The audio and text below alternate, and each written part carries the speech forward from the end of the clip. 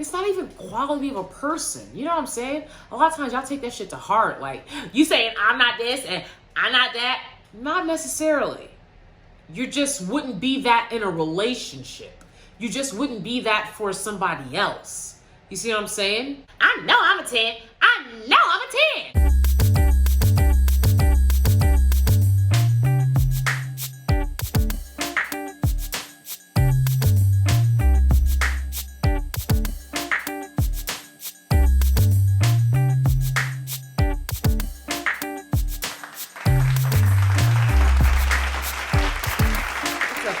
DanieSteel, welcome back. So I want to expound on my previous video about if Black women or women in general are living in delusion.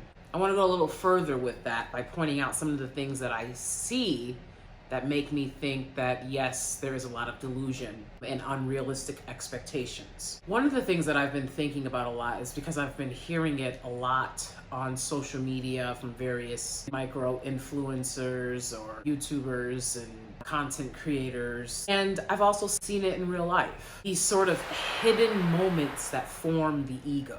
So a lot of times women will be like, I saw her staring at me and she was hating. Or they'll be like, I saw the way he was looking at me in the grocery store and I knew he wanted to ask me out. And it's just like, not quite. Maybe not.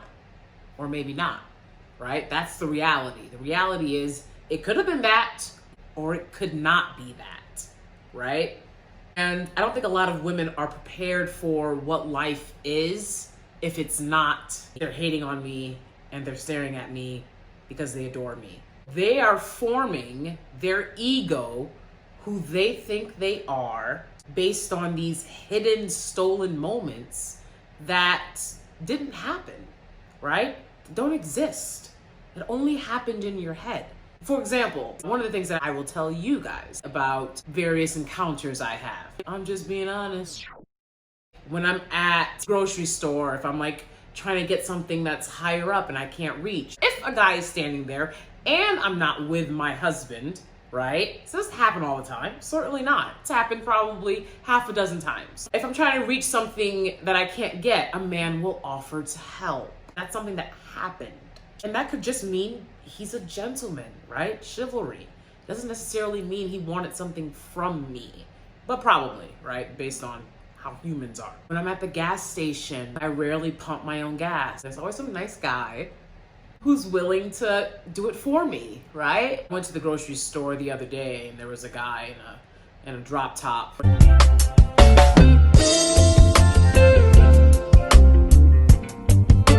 Saw him check me out as I walked into the Trader Joe's. As I'm leaving the Trader Joe's, I see his car is still there, which kind of made me nervous.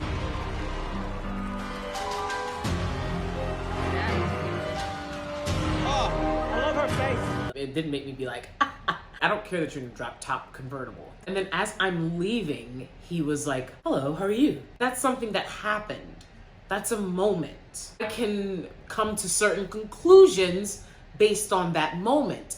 But if the only thing that happened was that when I walked into the store, I saw him check me out, I shouldn't be building my ego based on that. He checked me out. He was looking at me. There could be a plethora of reasons why people are looking at you, right? So it's more like what happened.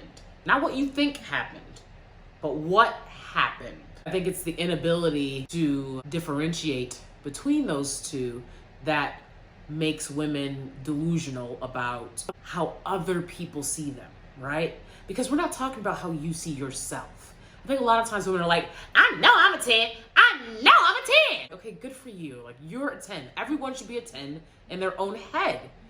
But when it comes to the dating scene and marriage and all of that, okay, now people are looking at scoreboard, right? And now it's not just about how you see yourself. It's not. It's just not, because there's another person involved, right? Here's some more things that I've seen and or noticed from women who have unrealistic expectations and or are living in delusion, right? Which is oftentimes they'll say, beauty is subjective. Okay, but not really. Some of us like Kate Moss, some of us don't. But we all loved Cindy Crawford, right? You could say they're both attractive because they're both thin and fit. And that's a standard that people usually adhere to, right? When it comes to quality of a partner. And it's not even quality of a person. You know what I'm saying? A lot of times y'all take that shit to heart. Like, you saying I'm not this and I'm not that. Not necessarily. You just wouldn't be that in a relationship. You just wouldn't be that for somebody else. You see what I'm saying? Something else that I've noticed often is no ring proposals and or fake wedding bands. I've just seen a lot of women do this. Even before I started my YouTube channel, I noticed that Black women would wear fake wedding bands, right? And I think I even myself, before I met my boyfriend, like I was in my early 20s and I was like, ooh, you know, you want to see what it looks like on your finger. I get it, right? But to perpetuate the notion or belief or idea that you're actually engaged with wedding bands who, if anyone's purchased an engagement ring and or wedding band, would know that it's not real. That's weird. That's weird and kind of sad, right? I'm going to talk about the different forms of escapism, but when you're not willing to put in the work, you often will find people falling into different various forms of escapism. And I definitely think telling yourself or others that you're married when you're not is a form of escapism, right? And it doesn't help you get to your ultimate goal of actually being married, if that's what you want, which would probably be one of the reasons you're watching this video. Okay. Also, I notice oftentimes that a lot of women don't understand what men want. And that goes back to my first point, right? Of having these hidden moments that aren't actually moments. When I was in undergrad, for example, I hung out with a lot of guys, hot dogs to the face, right? But I did. I had a lot of guy friends who were like, you know, guys that got girls, right? People thought I was asexual. That's how hyper-focused I was. And that's no shade to asexual people, but that's just something that I went through, and it was a sort of traumatic experience, having people talk about whether you're asexual because they don't know of anyone you're hooking up with and or dating. So that's something I had to deal with. Being married to my husband for going on 5 years and together for over a decade. I know men because I've been in close proximity to a man for a long time, right? To men for a long time. It's part of my career, interacting with men, and as an actor, having conversations where you learn a lot about what men want from women. That's one of the reasons I'm on here doing this stuff, honestly. Like I've said before, I figured it out, but I figured since I figured it out and I see people out here just giving y'all any old thing, just telling y'all this is what works and this is what you should do when it's clearly not. I figured I'll come on and hopefully people will see and understand the difference between someone that you can't see or someone that doesn't have your best interest at heart telling you things versus someone who doesn't have those hidden agendas. When and if you don't have relationships with men and you want to be with a man, that's going to be a hindrance to you because you don't understand what men want. And I think one of the reasons why I get along so easy with guys, gender being on a spectrum is one of them, but also going to an all-girls school and high school and just not being indoctrinated with this men versus women mentality. Even though I went to an all-girls school, it still was just like, it was about the girls. It wasn't like against men or because men are bad. It was just like, you know, it's just about the girls. If you have a life where you don't really have these conversations with various different guys, then you can't really say, well, I know what I'm doing and I'm doing the right thing, because you haven't heard the other side.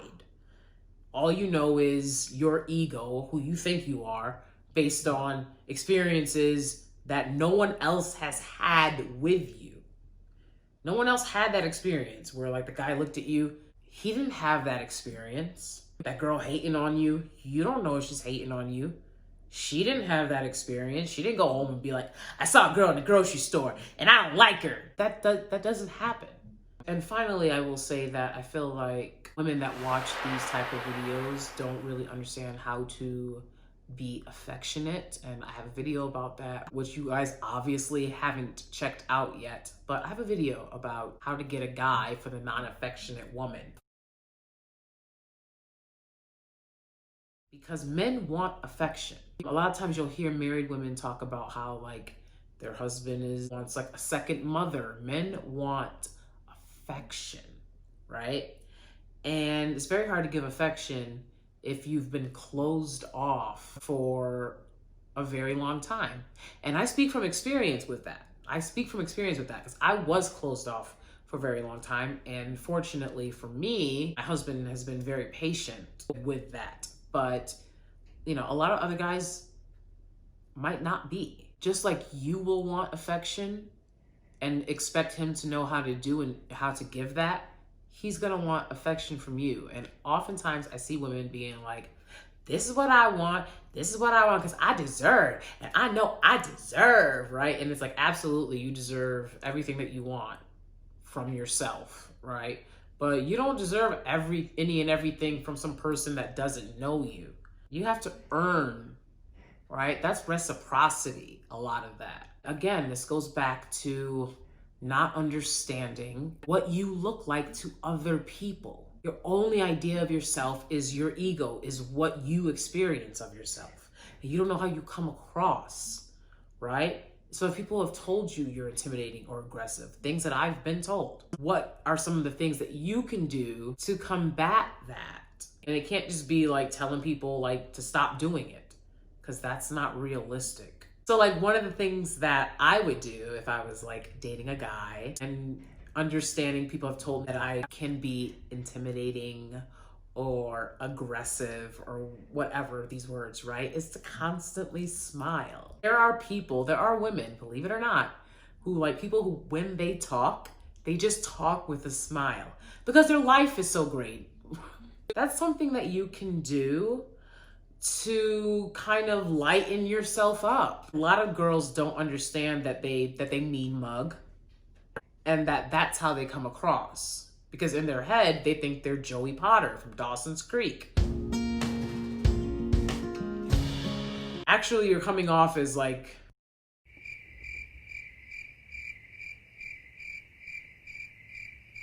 really closed off and thus intimidating. And that also goes back to what I've said here a million times and I will continue to say, which is men like women that they feel can be easily manipulated, which is why so oftentimes you have men going after younger women, because they feel they're the easiest ones to be manipulated, because if you're their age, that's going to be harder. But at the same time, it's like a lot of y'all didn't grow up. You just got older. There's a lot that you have to learn. And one of the things you have to learn in life is that it's not good to never be around people that aren't like you, and to get a different perspective on who you are. All right, that's it for now. Don't forget to hit the notification bell and make sure that you are subscribed. We need to get to 5,000 subscribers before the end of the year, preferably sooner. So I know we can get there. It ain't that difficult.